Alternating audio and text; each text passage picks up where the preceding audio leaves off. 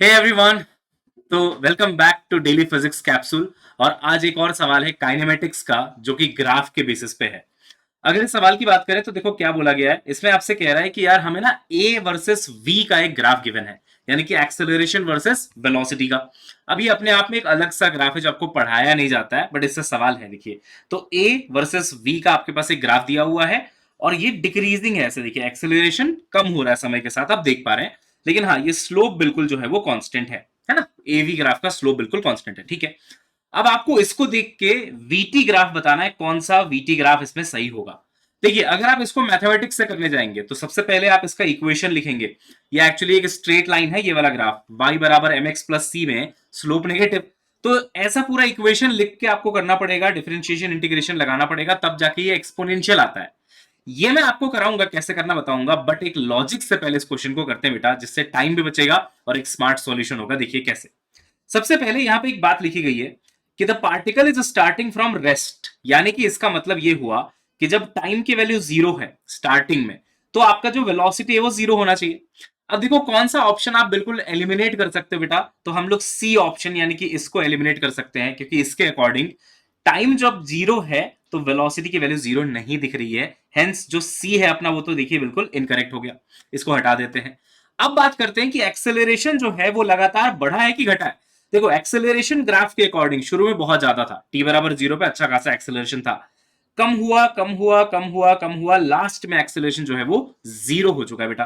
देख रहे हैं ना, यहां पे एक्सेलरेशन आपका जीरो आएगा। तो लगातार डिक्रीजिंग फंक्शन है। अब जो वीटी ग्राफ होता है, आप जानते होंगे, इसका जो स्लोप होता है बेटा, वो हमें एक्सेलरेशन देता है।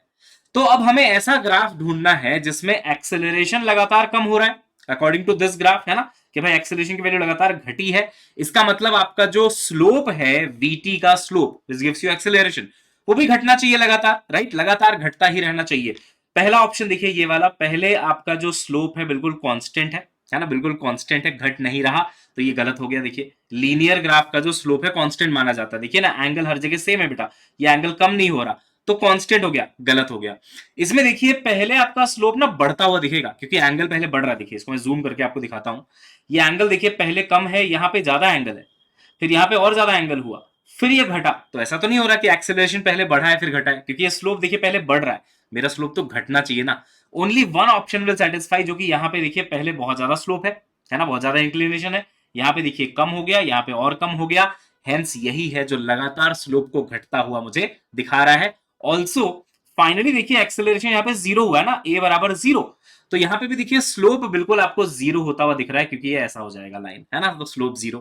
तो ऐसे बेटा लॉजिक से हमने इस क्वेश्चन को बहुत जल्दी सॉल्व कर दिया। लेकिन एक मैथमेटिकल मेथड भी है जिसके लिए बहुत प्यारा इंटीग्रेशन डिफरेंशिएशन आना चाहिए। इस बार 2026 में भी इंटीग्रेशन डिफरेंशिएशन से बहुत अच्छा क्वेश्चन आया था, कैलकुलस का डिफरेंशिएशन से था। अगर आप वो सारी चीजें डिटेल में पढ़ना चाहते हैं ताकि आप उनमें गलती ना करें बेटा, तो आप महापैक प्रो लेके या कामयाबी बैच लेके मेरे साथ पढ़ाई कर सकते हो। 13 मई से हमने बेटा ओरिएंटेशन शुरू कर दिया था। आज जब ये वीडियो बना रहा हूं मैं, यानी कि 15th को, तो मेरे फिजिक्स का यहाँ पे ओरिएंटेशन होने वाला है। फील कोड आप लगा लेंगे बेटा जी यहाँ पे, है ना, तो आपको जो है 30% प्लस 7% का एक्स्ट्रा ऑफ मिल जाएगा। और ये 14,999 का आपको पड़ेगा बेटा, ये है ना, जिसमें सारे अपकमिंग बैचेस होंगे, वन ऑन वन मेंटरशिप होगी। 32+2, दो लेवल अप की किताबें हैं, प्लस 32 किताबें हैं बेटा।